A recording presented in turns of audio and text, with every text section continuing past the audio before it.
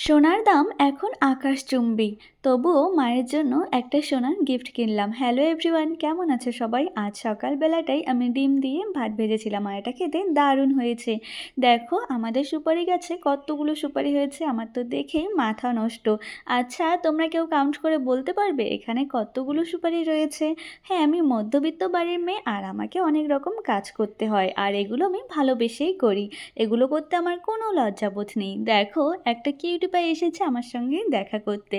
এই যে ফুলের খোপার কাঁটাগুলো বানিয়েছিলাম সেগুলোই ট্রাই করে দেখছিলাম কেমন হয়েছে। আজকে লাঞ্চটা সেরে ফেললাম মাটন দিয়ে। এরপরে বেশ খানিকটা সাজুগুজু করে নিয়েছি কারণ আজ আমার মনটা ভীষণ খুশিতে ভরেছিল। মাকে কোনো একটা সোনার গিফট দিব বলে। জানি গিফটটা অনেকটাই ছোট, কিন্তু আমার মনে হয় মায়ের কাছে সন্তানের দেওয়া জিনিস কোনো কিছুই ছোট বা বড় হয় না। আর দেখো আজ শপিং মলে কতটা ভিড়। এরপরে আমরা মায়ের জন্য শাড়িও কিনে ফেলি।